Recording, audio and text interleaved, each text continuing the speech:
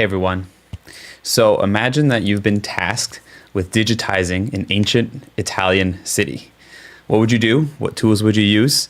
What technologies would you introduce? And how would you go about? What techniques would you use to model it? And so on and so forth. So today we're going to have a special guest that you guys are probably all familiar with, and we'll introduce him in a second. But we're going to talk about his journey over, I think it's almost 10 years now, of documenting and digitizing an ancient Italian city called Volterra. So without further ado, let's hit the intro roll, and then we'll introduce our guest.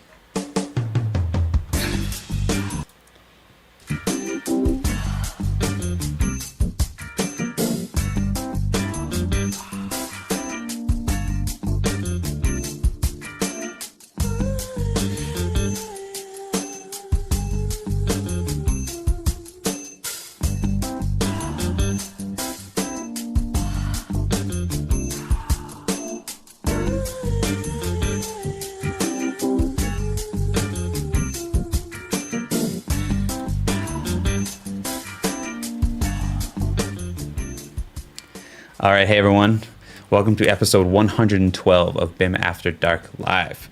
I've got a guest on tonight that you guys have probably seen on the show here before. If not, you've probably heard his voice on a Revit video here or there, or maybe seen a session with him, but we'll introduce him in 1 second. If you guys have never been on this show or seen this show live, this is a weekly live stream where we talk about Revit and BIM and adjacent technologies to the architecture, engineering, construction industry. And so thanks for joining us. If you're here live at 9 p.m. Eastern time, feel free to ask questions in the chat, heckle along and whatnot. I will be keeping an eye on the chat as we go through it. And if there's some questions I feel like would hit the conversation well, I will feed them into the conversation as well. And I'm sure that our guests will look back and read them all afterwards to see what everyone was saying about him as he spoke. And so also don't forget to subscribe to the channel here on YouTube. We're working our way towards 100,000 subscribers. We're currently just about to roll over 89,000. Actually, if someone subscribes tonight, you may actually move this sign behind me to 89,000. So feel free to subscribe if you enjoy this content, and of course check out all the other content on the channel. So without further ado, after sitting in the background for a minute, I'm going to introduce our guest, Mr. Paul Aubin. Welcome to the show, man. Hey, thanks for having me. What is this, our fourth time maybe? You know, I should go back and count before I have guests on multiple times just to get a sense for it, but it's got to be at least 4, if not 5 times. But you haven't been on in I think about a year, so it's been a little while. It's been a while. Yeah. So I appreciate you coming back on the show. I think the last time you came on might have been an Ask Me Anything, which is always fun because you never know where that's going to go. But I do believe we had some really cool questions along the way. Before we jump into it, for those that maybe don't know who you are, feel free to give yourself a little 5-minute bio for these folks of who Paul Aubin is and how you got to be here on the show with me. Right. Well, my background is in architecture. Practiced for several years before I got the technology bug. Jumped over and started doing tech-related stuff. Got this crazy idea in my head that maybe I could write a book. Did that. It went well. That led to several others. Eventually started doing video. That was lynda.com back in the day. It's become LinkedIn Learning these days. Do it every year, updating those courses for Revit and mostly Revit, some adjacent technologies. But I am independent author and consultant to the architecture and AEC industry. And last month, in fact, marks 20 years as a self-employed individual. So congrats. Yeah. So That's anniversary awesome. of sorts there. That's awesome. Yeah, I think everyone out there, if they've gone through the process of learning Revit, which probably a lot of people here have, they've probably run into at least a book or a video of yours. So kudos to you for all the content over the years. Thank you. For also always being so... You as well, Jeff. I mean, you've got quite a following, and love the channel and your resources, and you've really amassed quite a reputation in a catalog for yourself as well. So appreciate that. You've also helped me along the way. So thanks for, I think my very first video course, I believe, you were kind enough to run through and edit and give me some comments and beta tests. So thanks for all that. We got some returning folks in the chat, some people that we may know. I think some folks from even the project we're going to talk about today. I asked them all to come, so we'll see. Hopefully so they I think showed some up. of them are here, and I believe earlier in the chat I saw before we jumped on that there was somebody who lives in Volterra too, which is kind of cool. Neat. That's on All the right. chat there. So I don't know if he's still there, but Roberto, if you're still here, feel free to chime in. That's impressive because it's about 3 a.m. there right now.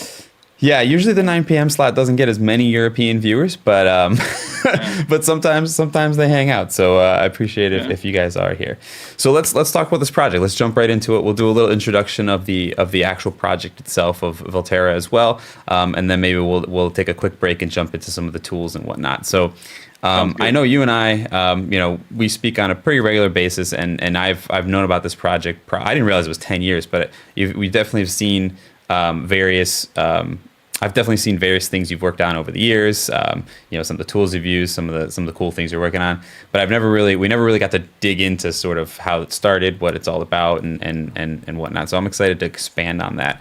So maybe give everyone a little introduction on where Volterra is, what it's all about, and then a little bit about the project itself that you've the journey I guess you've gone on for. Has it been 10 years? Has it been almost 10 years? Or It's almost. We're getting there. It's getting close. 8 for sure. We're probably in our 9th year now. So yeah, that's awesome. It's getting close. That's awesome. So let's give everyone a little introduction of Volterra.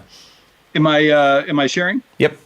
You can see me? Okay. Mm-hmm. So let me start with a quick tour of Volterra. So just try and imagine you're in the place. Okay, so this is sort of what you would see if you came into the main public entry point of Volterra, maybe on a bus or a cab or something like that. So it's a very famous shot there. Volterra, where is it? It's in Tuscany. So I've got a little animated map here that will, you're going to see Florence to the, went too fast, but Florence would have been off to the right and Pisa to the left on the coastline. So Volterra is kind of about halfway between those two major cities that people know about, and a little south. It's this wonderful little hill town that still has its medieval wall all the way around, and it's been continuously inhabited for over 3,000 years. So here's a shot from a drone. This is my desktop wallpaper. So I see this every day. This is one of the most famous monuments in Volterra. This is Porta Arco. This is one of 2 Etruscan arches that is still fully intact in Italy. There's another one, I believe it's in Puglia, or I forget exactly where, but this is one of 2 that are intact. Most of them, the arch is not complete anymore. And here's a close-up of that, and you can see these 3 weathered heads. So those, there's this speculation that the 2 on the right and left are Castor and Pollux, and the one in the middle is Zeus. But I don't know if that's confirmed. But these are guardians, I suppose, of the gateway. This is how the ancients would have entered. One of the ways they would have entered the city. This is the baptistry, which is right outside of the cathedral. So there's a lot of Tuscan cities that are set up this way, where the baptistry is actually a separate structure outside the cathedral. So rather than being, within the cathedral, it's this separate octagonal structure. So that's a cool little building. Here's the cathedral itself, just the main nave. This is an older shot.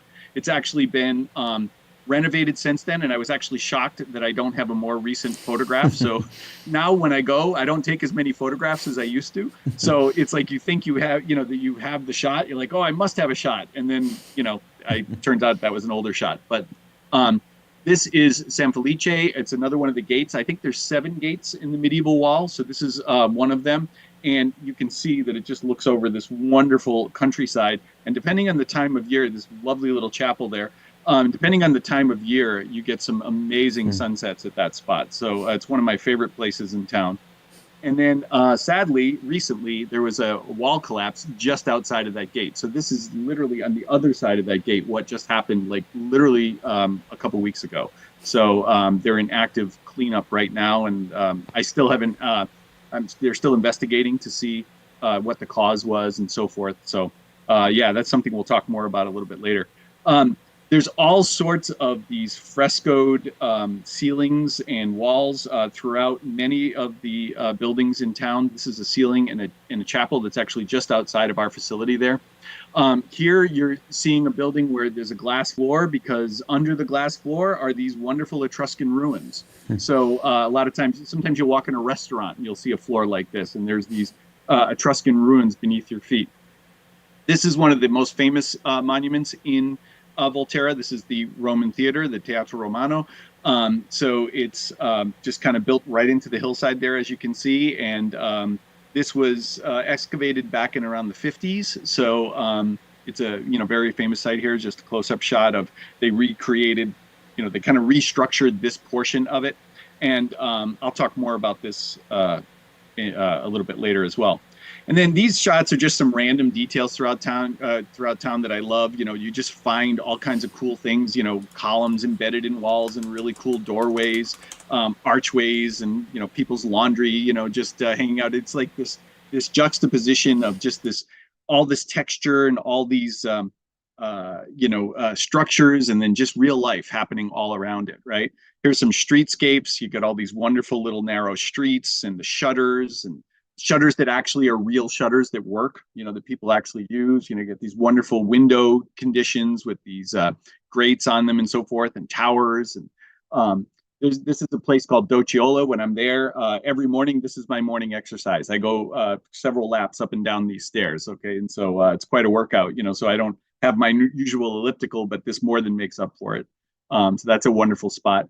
This is Palazzo dei Priori. This is still used today as the center of government in Volterra. So a lot of these town halls around Tuscany have been converted to museums. One of the most famous ones is the Uffizi Palace in Florence, which you might think looks very suspiciously like this, but it turns out that this one here in Volterra was built before the one in Florence. So we could argue that the Florentines copied the design of the Volterrans. So anyway, just a little speculation there, but that's so that palace is still the seat of government today. And that space I just showed you was up on the second floor of this building. And of course, you can't talk about Italy without talking about some of the food, right? So there's some wonderful cuisine that we have here. Also, Volterra is known for its alabaster art and trade. This is one of the Etruscan urns. So they've been working alabaster here in Volterra for as long as Volterra has been around. So for 3,000 years, they've been working alabaster. And to this day, you still have artisans working alabaster. So this was a funerary urn. And then here is a gentleman, modern times, creating a little tchotchke from alabaster. So he's turning it on a lathe, and you can see, I'll fast forward, I won't play the whole video here, but you can kind of see him getting started creating this little vase here. And then we'll just sort of skip forward. And he's, it's just like you and I would use a lathe to cut wood, he's doing it with stone. Alabaster is this very soft stone. So it's very easy to work. He did this whole piece in front of us in just a few minutes, right? You can see him shaping it here. And I love how he touches it to feel whether or not it's the right, like he just does it by sense at this point. He just, it's just, and now he's going to, sand it a little bit to smooth it out. And then at the end, he's going to add some, whatever that polishing agent is, right? To kind of clean it up and kind of skip ahead here.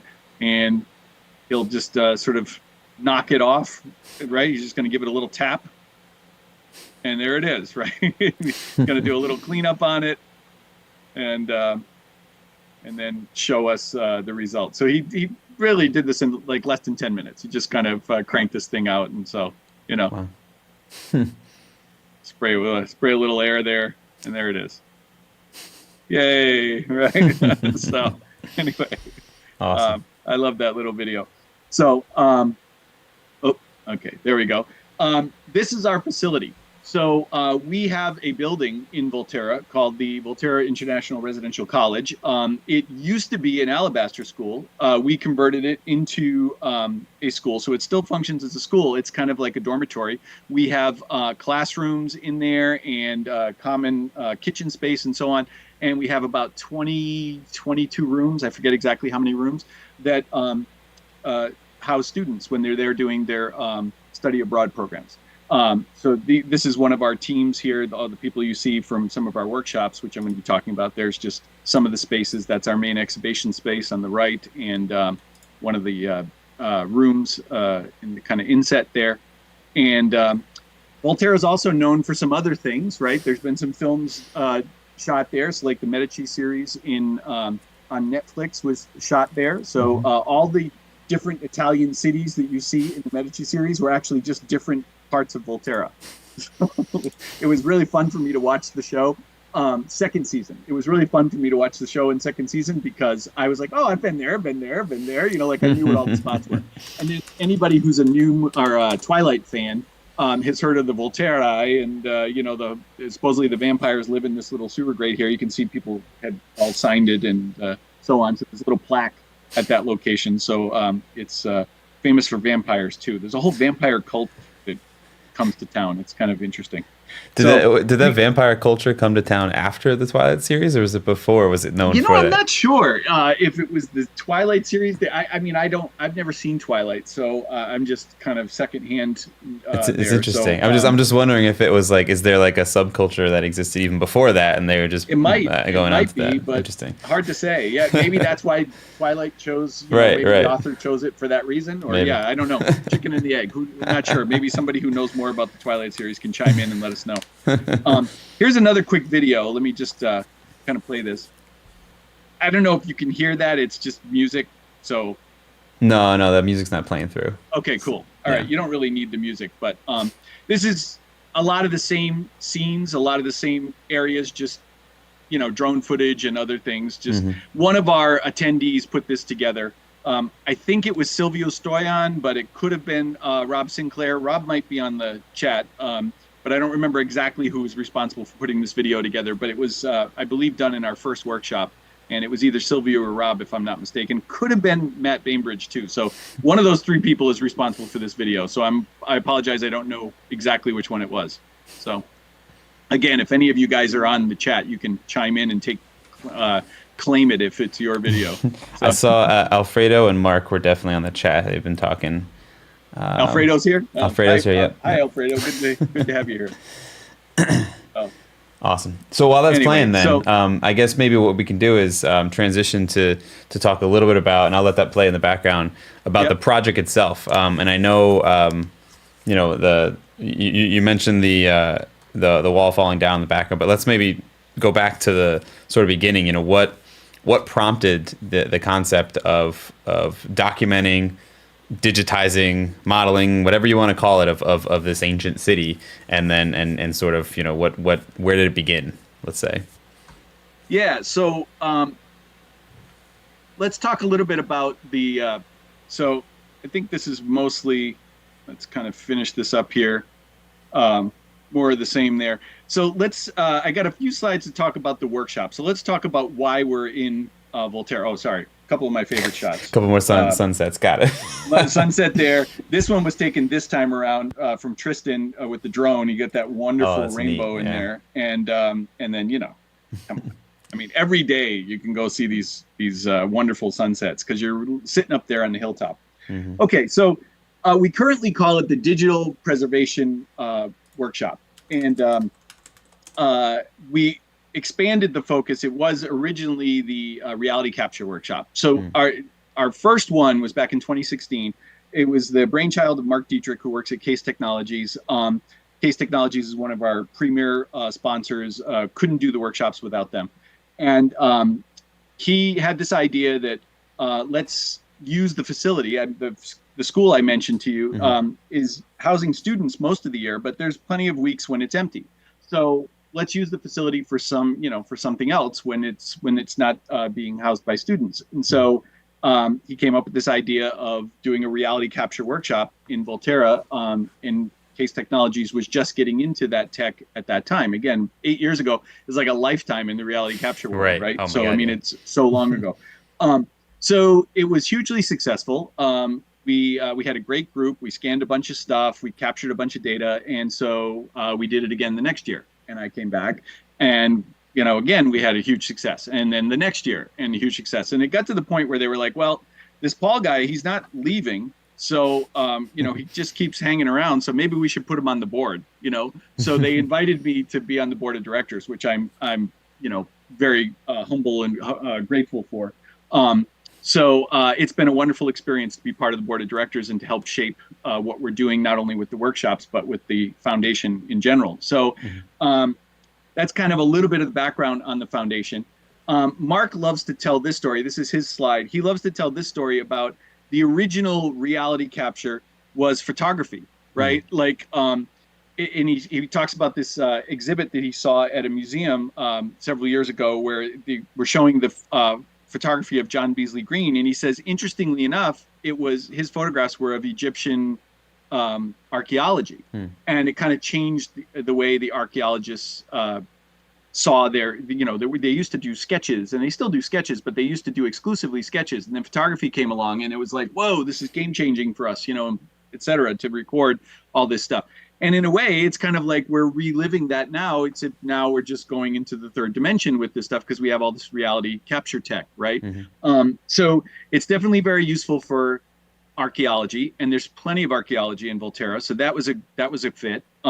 But I won't read through all this slide here.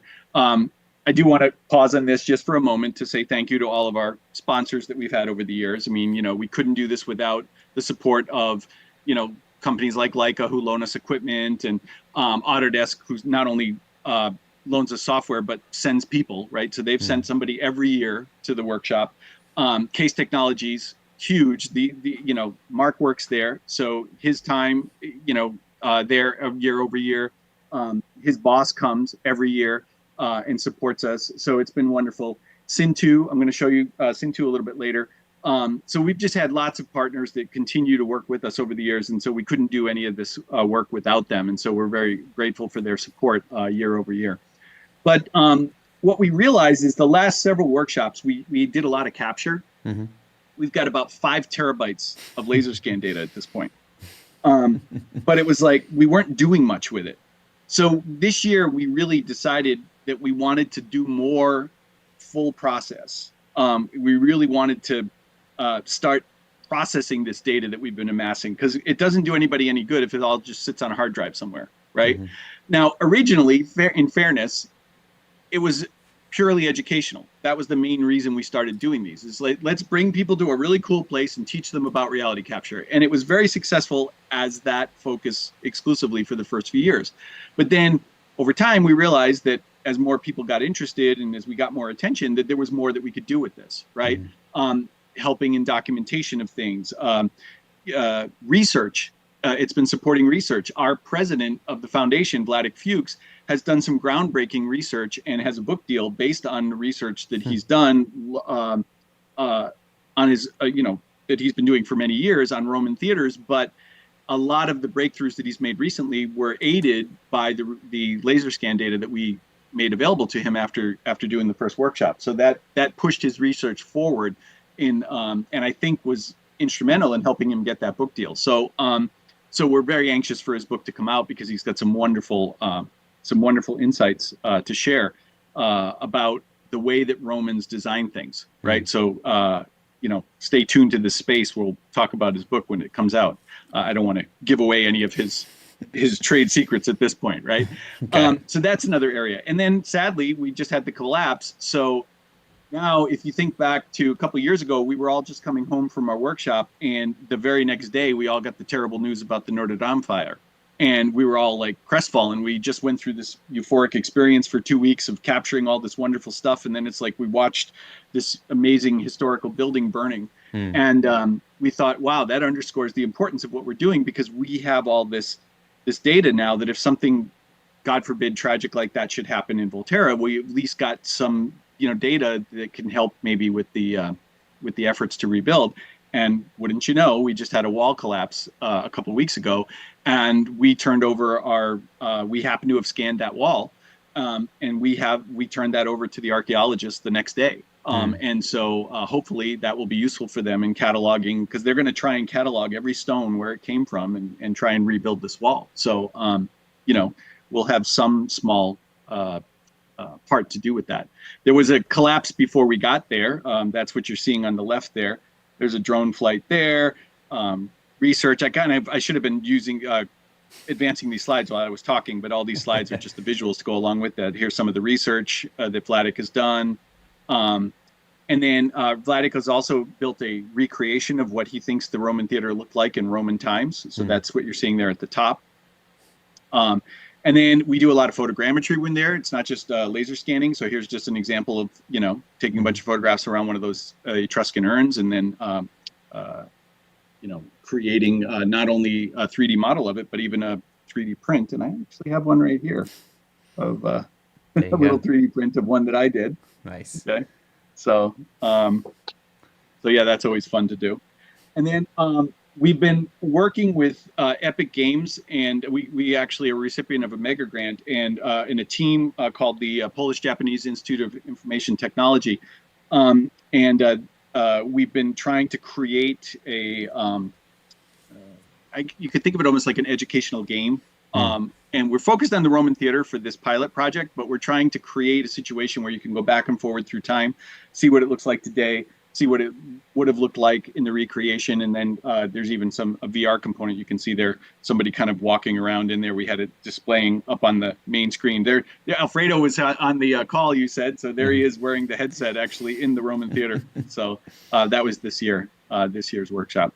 And then this right here is just a quick kind of overlapping so here's the ruin, what it looks like today, right? And then it's just going to blend into that, to that recreation that Vladik did right there. You kind of get a sense of what that might have looked like, it's impressive to see it today, what it is, but it would have been even more impressive to see how massive this theater was and just how impressive it was, So, and still is.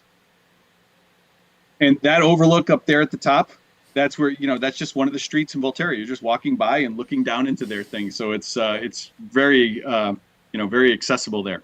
And then this is just a map actually done in Revit of, kind of all the places that we've got data at this point. It's this version of the map's slightly out of date, but it's pretty close. So anyway, that is, that's PowerPoint. But now, I'm happy to jump into any of the actual data if you'd like to see some of the real stuff. No, that's a perfect transition that you showed a Revit map, because what we'll do is we'll take a quick break, and then when we come back, we'll jump in to talk about we'll geek out more on the tools. But that was a perfect overview of the project, of Volterra itself. And one of the things, even as you were mentioning it, when you mentioned the wall collapse, it's one of the things I never really thought of, as far as what this, scanning and sort of trying to preserve this, you never think about that side of it. Now you have this information, and Notre Dame is a perfect example. And I think he's not on the chat here, but I saw him in one of the pictures. I believe Andy Milburn was in one of those photos, and he actually has an episode. He came on the show probably 2 or 3 years ago, showing his Notre Dame model, and I think it was actually just after or somewhere around the time where the fire was going on too. So it was just after, actually. Yeah. Andy was on that workshop, and and then right after that, he kind of spearheaded that whole Notre Dame project. Absolutely. Yeah, no, it's pretty wild. I use laser scanning every day to capture existing conditions, just so we can build new crap onto it. But thinking about it this way, it's like you're recording a piece of history potentially for that's a priceless. So all right, so let's do this. Let's take a quick break. We're gonna hear from the BIM After Dark community and one of our members here who is supporting this episode. And when we get back, we will jump into some of the tools and some of the geek out on some of the stuff that you're using to actually get this done. Sounds good.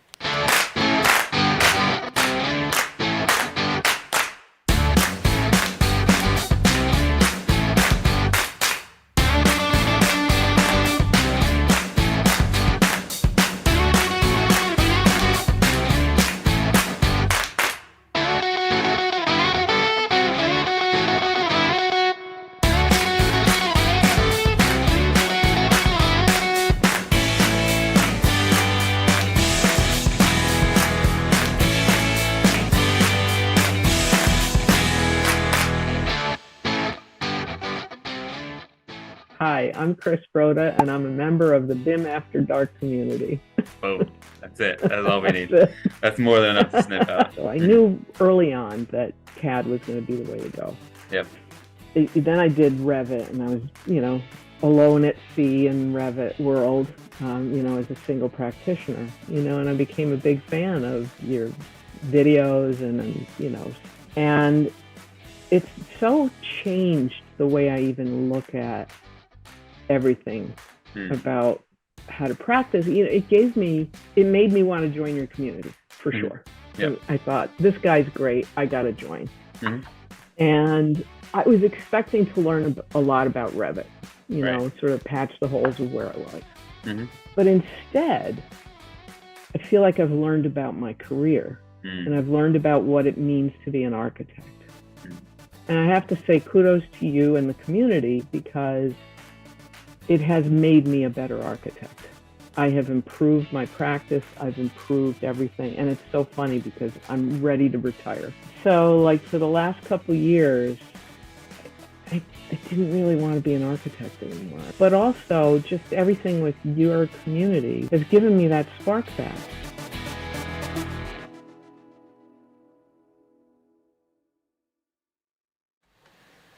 All right, so yeah, thanks, Chris, for that little overview of the BIM After Dark community. If you guys are interested in becoming members and joining, head on over to community.bimafterdark.com. We've got quite a few awesome members. There's some here in the chat.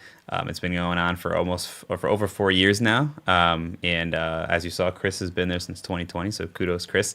But head on over. We got full-length courses, office hours, bi-weekly office hours with me and other members. We've got other different events. We've got sample files from all of my tutorials, and then coming soon, potentially some in-person events. So definitely, if you're interested in joining, head on over to community.bimafterdark.com. And so now let me introduce Paul Aubin back to the show here. Paul, welcome back. Thanks, Jeff. Sorry you didn't get to see the cool video as we went along there, but that's all right. I'll check it on the replay. So you told me during break, you pointed out to me one thing I was hoping nobody would notice, but of course we have some Autodeskers on the call there. So my apologies for using the old logo, the old Autodesk logo. It was an older slide, and I just, in prepping everything for today, I just, that one slipped through the cracks. So my apologies. It's all right. I'm sure Scott Davis will get over it, right, Scott? You'll get over it. All right. So for the rest of this episode now, I think what we want to do is sort of dig into some of the tools and technology and how you guys are actually getting this done. So it probably makes sense to start with maybe the reality capture side, and then maybe morph into sort of the capture, and then morph into the modeling and the creation side of it, and sort of walk through it. And so I think they're seeing your screen now. It looks like we're utilizing some ACC action and some point clouds. So I don't know, maybe walk through some of the tools, some of the processes. I'll go in the order you said. Yeah. I'll start with the reality capture. So here's one of our most recent scans. So even though we focused on the full process this year, we did still do some scanning. We just didn't do as much scanning as we did in previous years. So this is a church called San Michele, and I've just got it open here in recap right now. And it's your typical point cloud here. You're seeing it's a little sluggish here because this is the non-unified version here. So I've got the whole thing loaded with all of its, sorry, Zoom is in the way. I can't see what I'm doing here. Okay. It's got all of its scan locations, in here. So, you could see the little spheres. So for example, if I just sort of click on one of these. So for anybody who's new to laser scanning, it's a pretty simple concept. These little circles you can see on the ground, you basically put a tripod down, and on that tripod, you've got a machine, and that machine is spinning around in all directions, and it captures pretty much a full sphere, except for this little shadow that you're seeing on the ground there, right? That's the only place that it doesn't see. And then got all these bystanders out there, but it not only does the laser scan part, which is, it's kind of shooting the laser beams millions of times at everything that it sees in that sphere, and then taking the measurement of all of those. And that's what creates the point cloud, because it's literally every one of those measurements becomes a point in the point cloud. But it's also taking photography. So you're getting a full, sort of 360 photography experience here. And so you can jump from, location to location, because this is line of sight technology. So anything that you can't see, like when I look at this door, I can't obviously see into the building because there's a wall in my way. So the scanner can't see into the building either. So in order to get into the building, you have to put the scanner in another location. And then that steps you a little bit further in. And then, when you get to that location, you move it to another location. So your job as the scanner operator is to just basically plan out all the locations where you need to put the scanner so that you get full coverage. And then the advantage is that unlike the old days where you'd run around with a tape measure in a notepad, you've now got the ability back in your office to load up this point cloud and take measurements anywhere you need them, or load the point cloud directly into your design software and work directly on top of it, right? So there's various things that you can, that you can do with it, but there's nothing like being able to just jump in. I can't tell you how many times I've been modeling, and sometimes I'll have Revit open, and even though the point cloud is loaded in Revit, I'll still have Recap open on the side so that I can quickly move around in the point cloud and jump from location to location and kind of look at it from another vantage point. You remember, Jeff, those days when you went out with your tape measure and you go, I missed this one measurement, and you're trying to remember what it looked like, and you just didn't take a photo in that area, and you're like, you got to go back out to the site, right? And you got to go out and take that measurement. Well, if you do your job well in laser scanning, it should largely eliminate that because you should have coverage of, everywhere. So basically, that's the idea. Now, also, I don't have to go scan by scan. I can just jump around on this map here and jump right in. But you can see how it's a little bit sluggish. So keeping all the locations is nice. But if you want better performance in your design software like Revit or AutoCAD, you probably want to do what we call a unified scan. So what happens is, instead of preserving all these individual locations, you collapse the whole thing down into a single point cloud, a unified point cloud. And you can also do a process called decimation at that point, which means that instead of preserving literally every single point the scanner saw, it's going to, you assign a grid, you assign a smallest number. Usually 5 millimeters is a default, which is pretty good when you think about it. 5 millimeters is about 1/4 of an inch. Okay, right. So it's pretty small. So what you're saying is, I don't really need my points to be more than 1/4 inch, closer than 1/4 inch apart, right? So it tries to eliminate the redundant points to, again, speed things up so that you're not waiting forever for this, because these point clouds are big files and they can take a long time to load. So so that's one of the techniques you can use to make the point cloud more usable in your design software, right? So anyway, one of the tools that we use other than Recap, is, I'm going to switch over here to my web browser. Okay. And of course, my Zoom toolbar is on top of everything. Okay.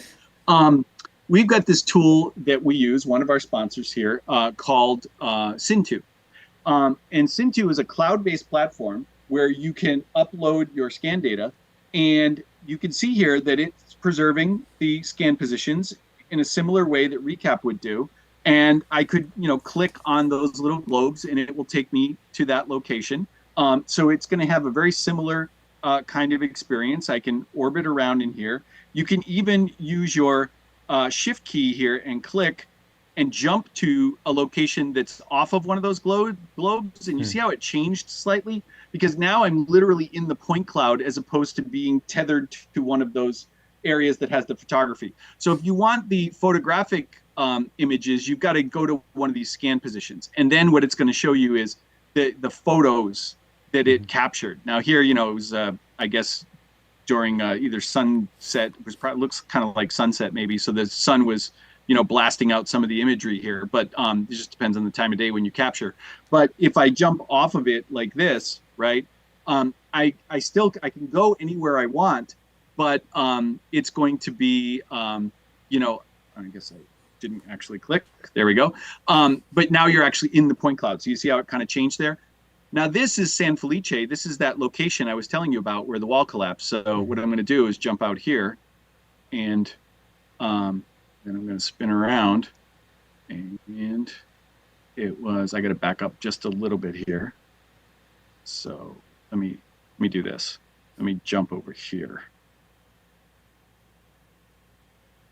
Okay, and then I'll turn around.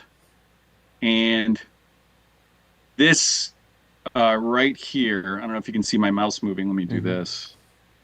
Okay, this area here was the part of the wall that collapsed. And uh, fortunately, the chapel, which is up here, and the archway, which is up these stairs here. You can't really see it from this vantage point. So let me switch to maybe right here. That archway is still intact, right? So that arch didn't collapse. It was all this portion of the wall here that collapsed. So this is still loading. You can kind of see it. It progressively loads. So one of the nice things about Cintu is you can get in very quickly, but it'll keep progressively loading as you're as you stay in there. So if you kind of just let it sit for a while, it'll start to, it'll load more. You can see it's kind of layering in more detail. But the nice thing is it doesn't force you to load everything before you can move or do anything. So I like how interactive it is. You can move around and find the location you want to be, and then you can just kind of sit tight and let it fully load, right? But you can start to see it loading now, much more texture up here at the top of the wall.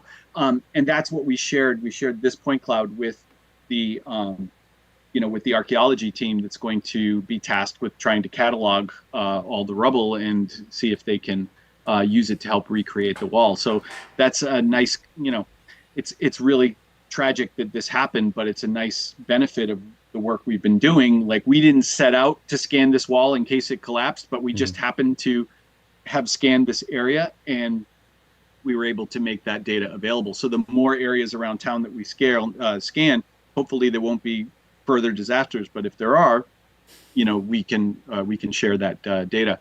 Now, Cintu's got all sorts of great functionality. You can download the point cloud, so you can get, it's in the cloud, so you can look at it in the cloud, work on it, take measurements, do all the things you might want to do, share it with outside recipients, but then you can also download an actual point cloud that you could load into your design software. And so that's another possibility as well. And it even supports ACC. So if you've got a model in ACC, you can actually overlay that into the point cloud directly in Cintu.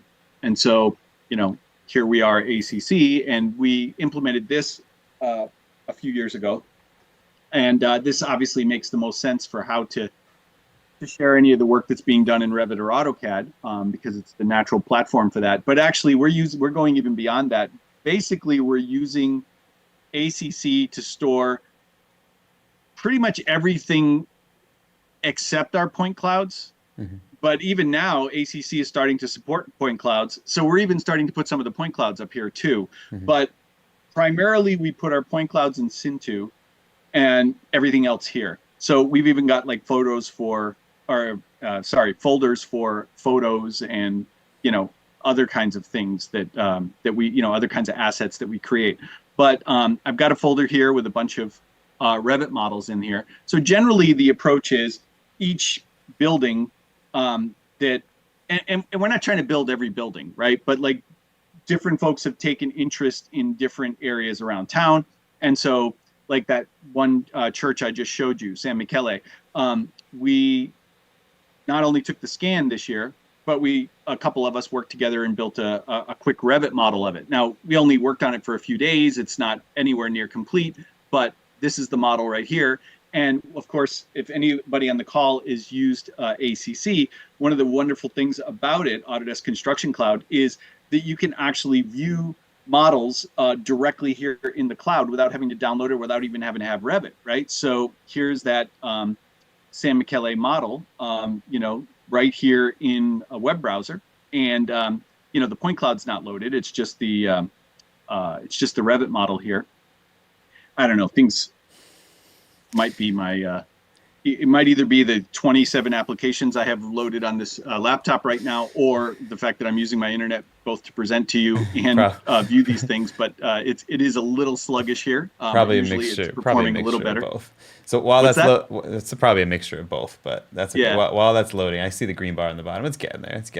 Yeah. While that's loading, so when sort of zooming back to Cintu and some of the point cloud stuff, given the fact that this has been multi-year, multi-trip process, are you registering or benchmarking these scans to one another in the sense of like the whole, like this archive of scan data?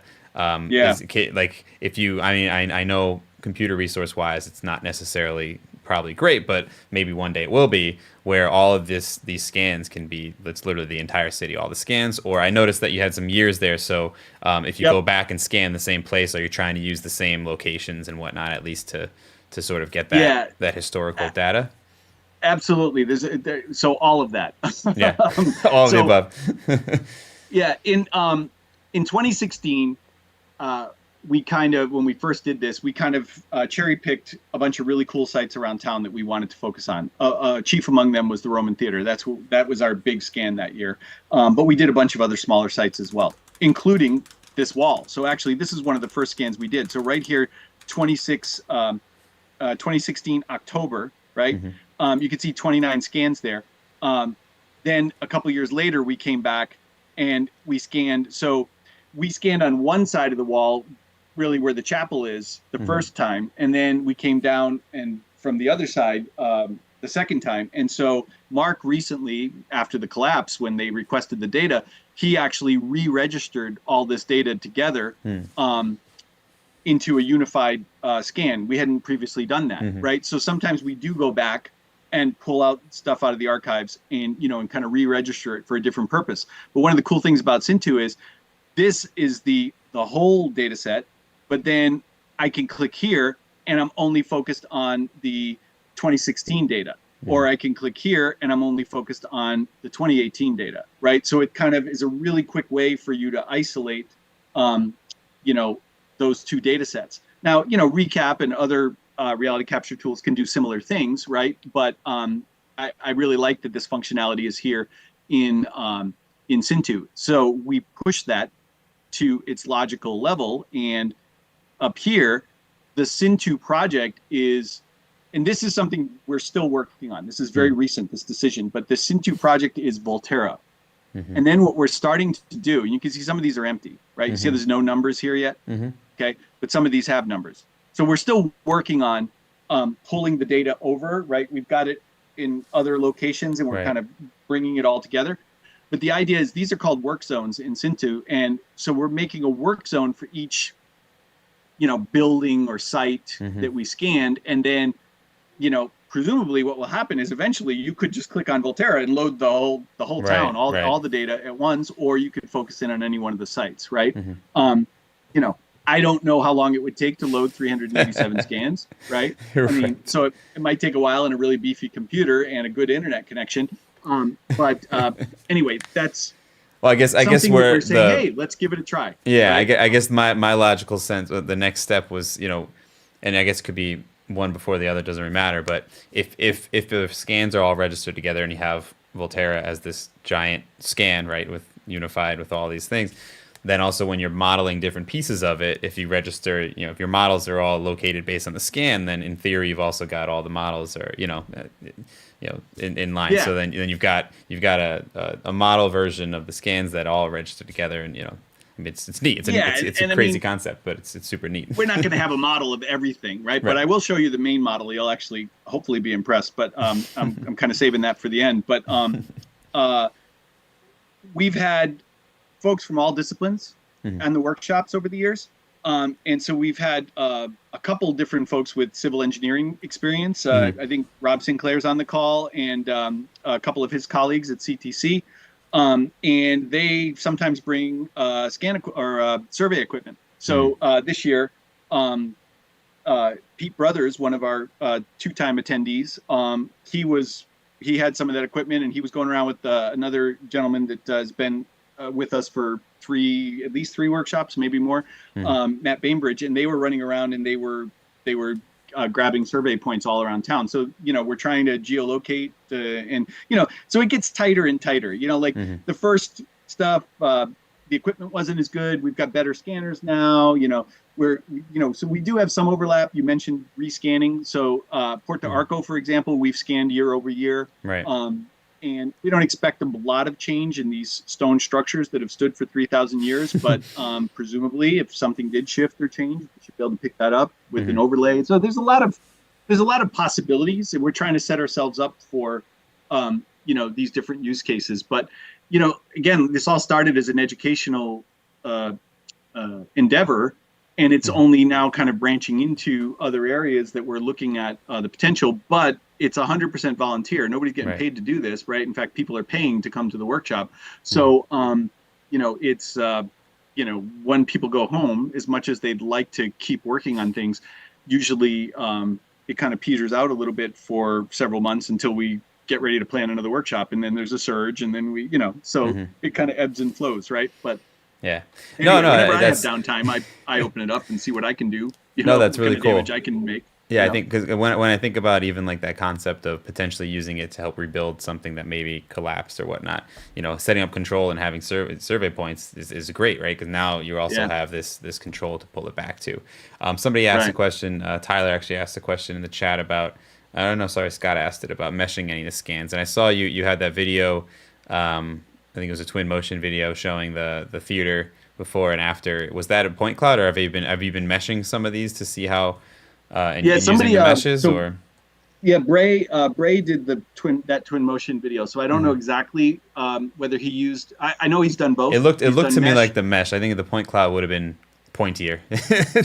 Well, we can do both now. Yeah. Twin motion does support point cloud. So Mark's done some videos with strictly point clouds in twin motion, and they really look nice. And Bray's done a lot of work too, but I think he's done both mesh and point cloud. So I don't 100% know that one I showed.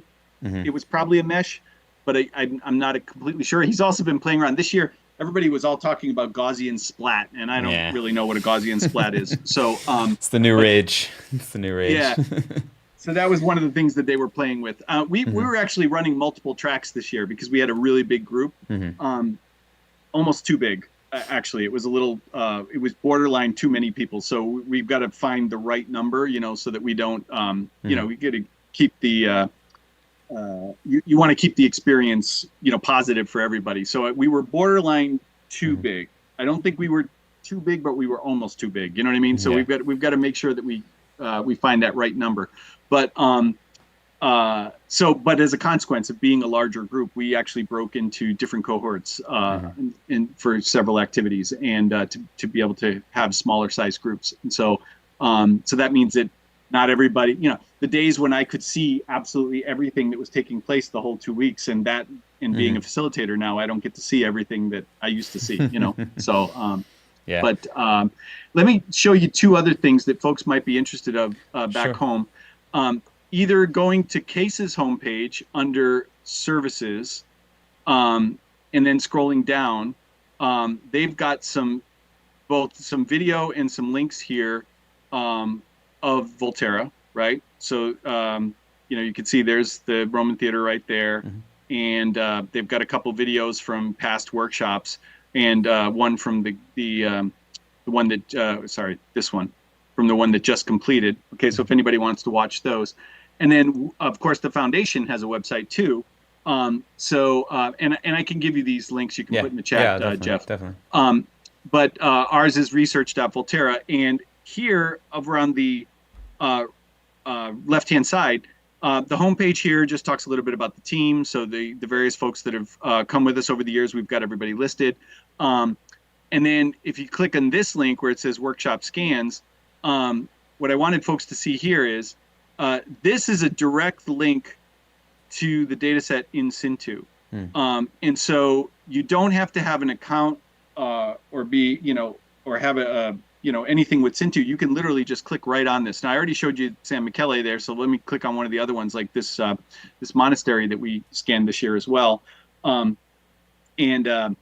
It's partially in ruin. The church is partially collapsed, but the monastery itself they still use for like art exhibits and stuff. But you see how quickly that loaded, and now I am in and anyone can do this. Anybody on the call right now could do this, and you can jump around and you would be navigating in this using Cintu. It's just embedded in this, in this web page, right? So you can kind of, walk around the courtyard and the monastery and see the different spaces that are in here. And I don't know if I could find the exact room, so I'm just going to pretend that I took you to the room where the next thing is that I want to show you. But somewhere back there's a room, And then here, this is recap photo. And we do a lot of photogrammetry as well. And so somebody was asking the question about mesh models. And this one here is taking, see, I had this all preloaded, but now it's going to misbehave here. I left this open. This is Teatro Romano because it's the biggest one that I have, and I didn't want to wait to reload it. There we go. Okay, but crap.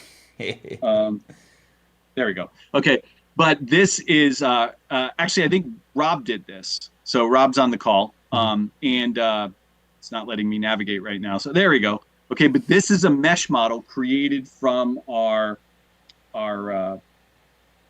scan data from our point cloud of the Roman theater. Okay, and this was just done in recap photo. The online meshing service. It costs credits, but you plug in your number of credits or whatever, and it gives you this really cool mesh model. So that's pretty awesome. But I was talking about the monastery, and while I was there, let's see if I can find the right one. It was this guy. I just pulled out my phone, and there was this cool little sink that just kind of built right into the wall, right? But what I loved about it was this integrated drain pipe, right? I mean, look at that, okay? That is like, I don't know what that's made out of, like terracotta or something. I don't know, but it's like so cool. So I got in there as best I could with my phone. You can see the meshing had to make up some stuff right here. I didn't get photos in that location, so it kind of faked it, right? But it's not bad.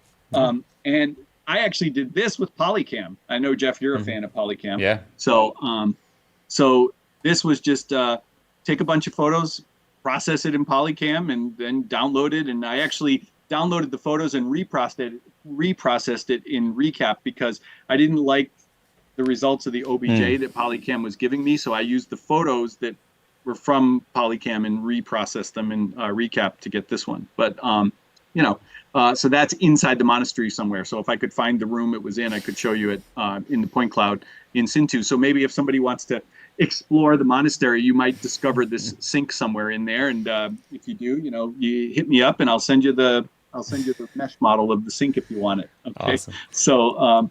So let's so anyway, that's kind of, we're working at multiple scales. I guess is the summary of what I'm trying to say there, right? So we've got city scale all the way down to object scale. And actually that's usually one of the first things we do with people when we get there is we just send them around town with their phones and just say, go do a photogrammetry project and see what you come back with, So that's awesome. So I think where we should end is so now we've got all this captured information, and now, like you said, certain areas maybe people have interest in, certain areas maybe are more famous or for other different studies like the theater and whatnot.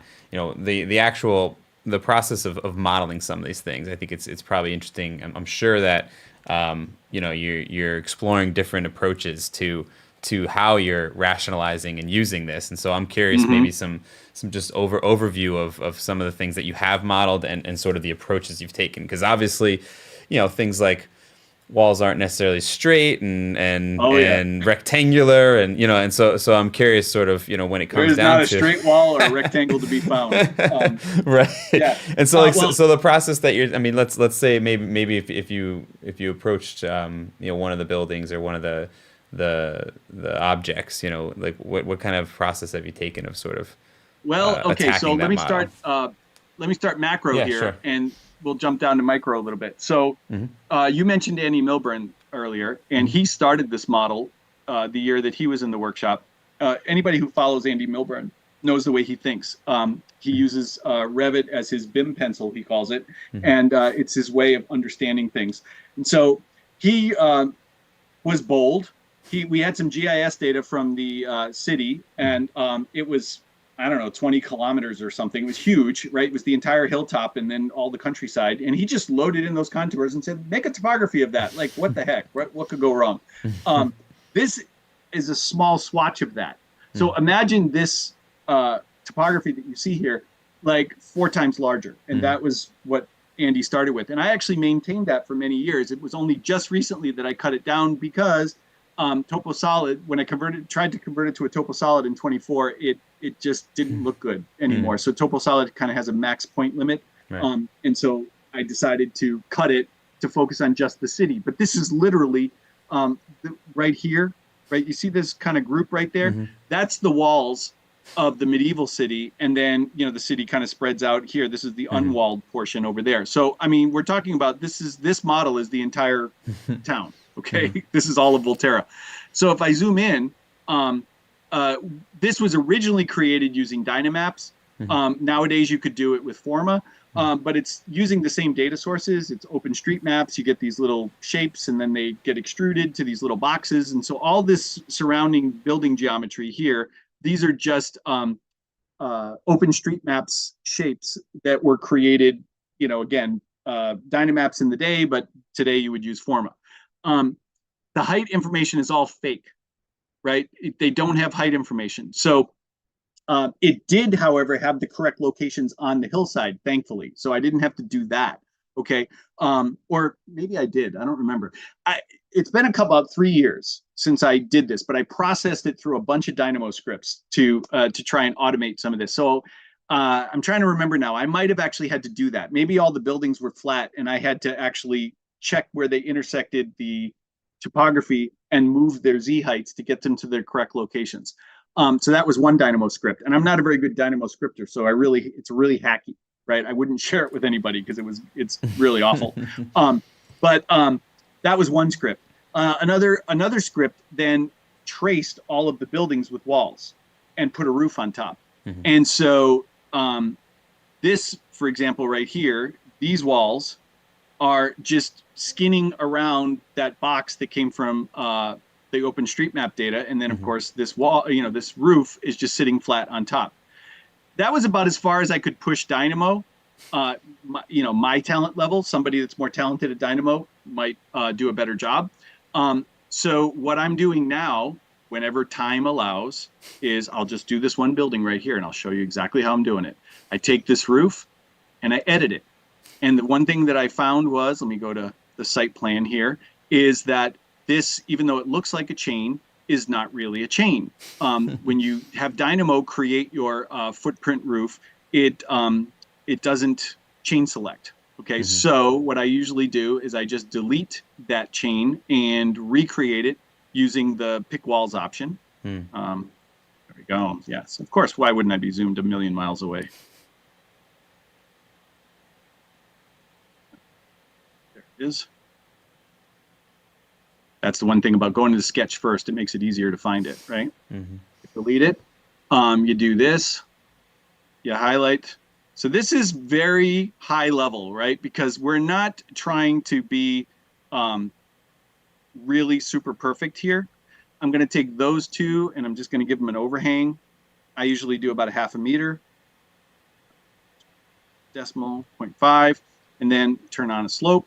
And I do somewhere between 10 and 14 degrees for the slope. That seems to be about right from a variety of sources that I'm looking at. So I might be looking at an aerial photograph from Google Maps. I might be in the point cloud. If I've got a point cloud of that street, that's always the best because then I can just match to that.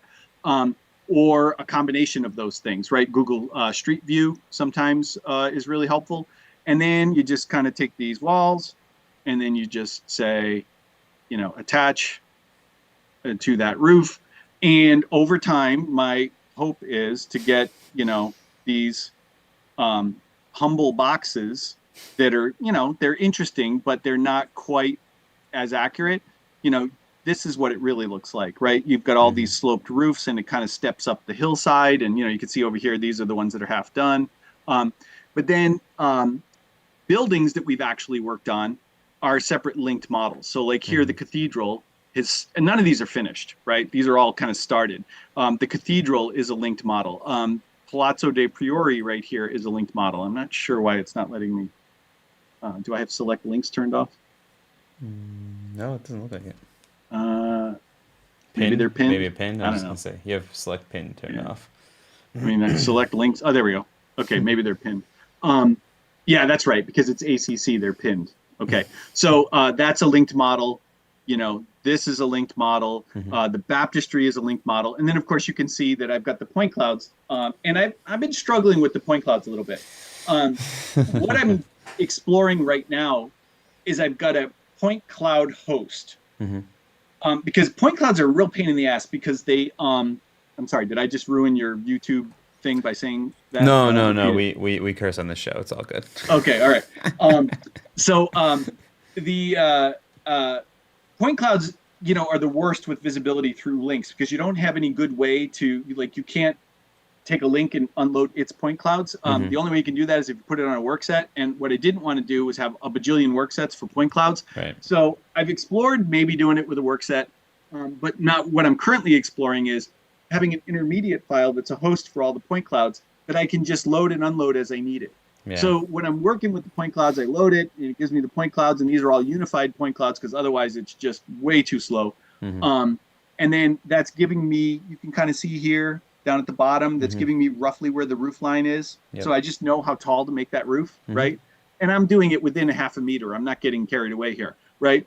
And then, I just drop the point clouds when I don't need them. So, I'm trying to get the in the walls background buildings to a certain level. I want all the roofs to have a little bit of a pitch and to just look like they're part of that unified whole that you see when, you're looking at my desktop back, here, right?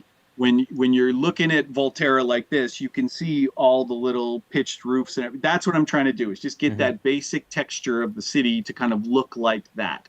And then in individual buildings, we would obviously go that we're interested in. We would go to much more detail. You can already see that Palazzo dei Priori is built out in more detail. And I don't think I have time to show it to you, but I do have that model, built out, kind of at a, or this San Michele that I started loading up before, right? Like we have this at a certain level of detail that's more extensive than, that other model that I'm showing you there. How do you hide something in here? Can you right click or? You got to right click it, yeah. You hide it in here in this viewer. But anyway, inside there's some church pews and stuff like that. I just forget how to hide stuff in the viewer here. I think you have to right click it. Yeah, I try. Oh, there we go. Yeah. First time I right clicked, nothing happened. Okay.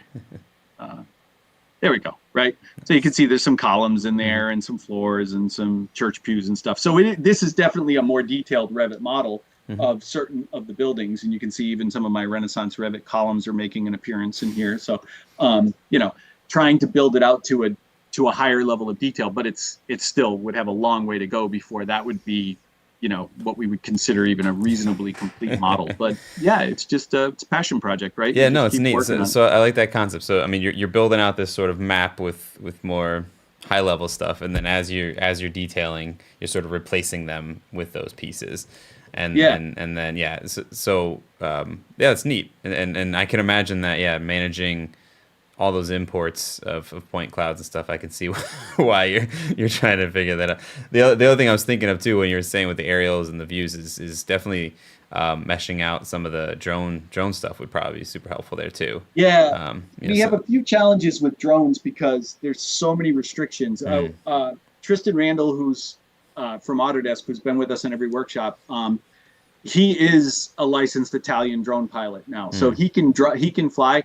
But there's all sorts of restrictions of where you can fly in the city because there's actually a fortress, an old Medici fortress in town that is actually now a state prison. Got it. So you can't fly anywhere near the prison. So yes, I could see that being a problem. Yeah, right. So we would love to do, and in fact, we even have some budget set aside to do a flyover, like an aerial LiDAR of the city. I'd love to get all those rooftops, like for real, but it hasn't come to pass yet because I think we would have to engage an Italian pilot for that, and deal with all the regulations. And so anyway, someday we hope to have that flyover completed. So that's on the wish list. That's a bucket item. But right now we're doing it from the ground and layering in drone footage where we can.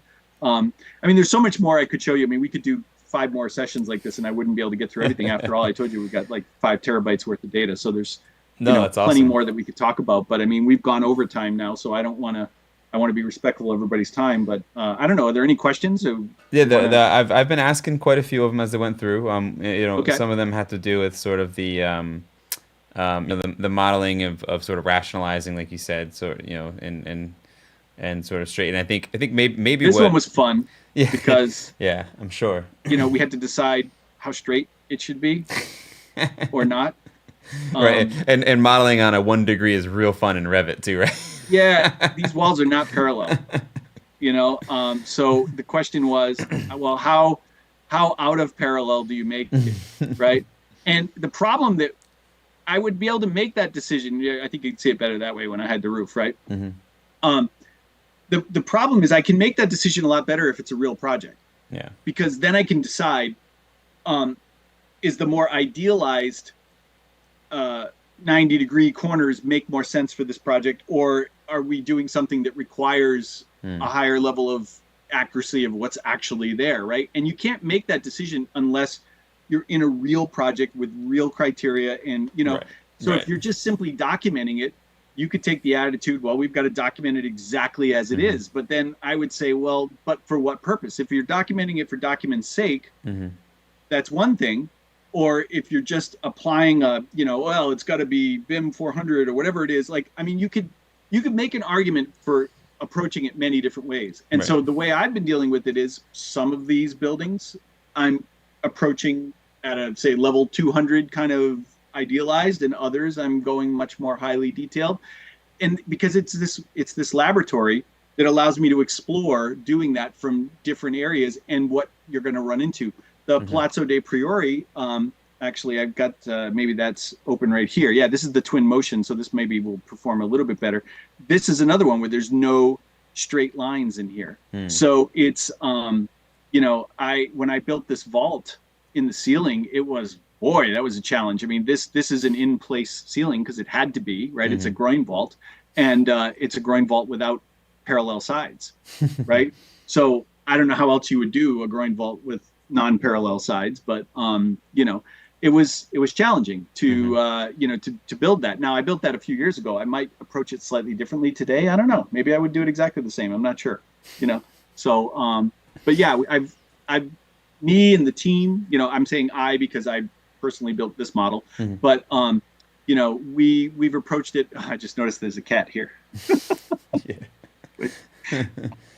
That's funny. Somebody put a cat in the.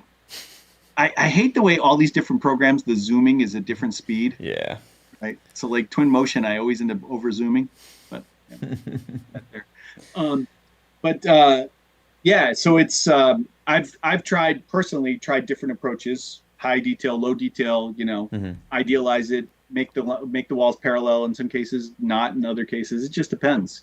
So I almost like it better when it's even though the spaces aren't as cool as what we have in Volterra, it's easier when it's a real project and you've got real criteria, because then you can make that decision a lot more thoughtfully. Like, okay, what does this project call for? That's awesome. No, I think what this probably calls for, based on some of the questions in the chat and stuff, is maybe a follow-up episode where we pick apart some of the smaller details that you modeled within, like maybe like a groin vault and some of the Renaissance Revit. I think it's actually still on the shelf, man. It's down there. It's down there. You might have teased them a little bit by saying building it in Revit, and I only got to the Revit at the end. So no, that's perfectly fine. But no, I think it calls for. I mean, it's a hard thing to figure out what we do, but maybe we set up another episode and we just dig into a few details within it and then walk through sort of the process of it. I had one last question too, which I saw a lot of stationary scanners. Have you guys played with the SLAM scanners and some of those We've technologies? Had a few. Yep. One year we had a backpack scanner, this ginormous, wear it on your back, and it had all these things sticking up over your head and everything. And we pretty much walked the whole town with that thing. I personally walked several blocks wearing it. We kind of traded it off. There was like 3 of us that, I did about a third of the city. It was an early prototype, kind of like a backpack. I think probably it's several generations better now, but so that we had one year. Last year we had the handheld BLK. What's that one called? BLK to walk or something. Yeah. somebody walked around a lot with that. I haven't actually seen those data sets personally, Mm-hmm. so I don't know how successful they were. I do know the stationary scanners generally, I think, are still considered to be higher quality. But again, it comes down to what do you need? Right. The Well, I other was day, thinking for I those walked roof, outside for in my those roof, backyard. I'm those roof considering- edges you were talking about. I was thinking that would be perfect, right? Just walk Yeah. all the streets, and then all you need is to be able to get all those heights of those roofs, and this way you're just Exactly. walking and That it's would doing give it, me right? all those Eve conditions Yeah. perfectly. Yeah. Yeah. And we do have a lot of streetscapes, so I am Yeah. taking cues from a lot of those. But you saw some of it in the little Mhm. example I did.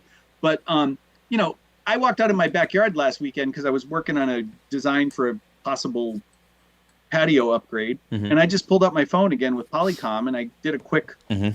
point cloud, just to have something. And again, it was just to kind of roughly know.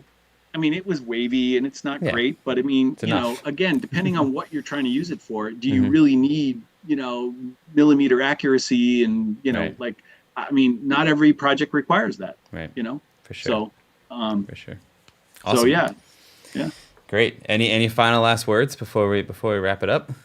Oh man, if you ask me for that, I'll just keep going. So yeah, I'll cut you off in time. Don't worry. Yeah, we should probably just wrap it. You gotta I tell me to stop. appreciate you coming on. I will make sure that all the links that Paul mentioned are in the description below.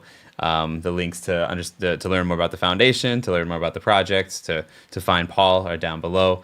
And yeah, I do think it would be great to maybe we break out and do and retouch on some of the Renaissance Revit stuff in an episode, because I know that that's always an interesting conversation and something that people are usually asking for. So yeah, man, thanks a lot for joining. Yeah, that hour went quick, man. A little more than an hour. So It yeah, sure thanks does. for having It me always again. That does. was great fun. I always love talking about Volterra. So Well, thank you for coming on, and everyone, thank you for joining us here live in the chat. There's a lot of conversation going on. Appreciate it. Thanks to the Volterra gang that came on and were very vocal throughout it and chatting Terrific. with other viewers and stuff. So I appreciate that. And of course, awesome. make sure you subscribe to the channel here on YouTube, and also head on over to community.bimafterdark.com to check out the BIM After Dark community. Got another episode next week. Thanks, Paul. Enjoy your long weekend. We have a little holiday here in the United States, so everyone enjoy your long weekend, and hopefully you guys have a good one, and we'll see you next week. All right. Thanks, Jeff. See you guys. Thanks, everyone.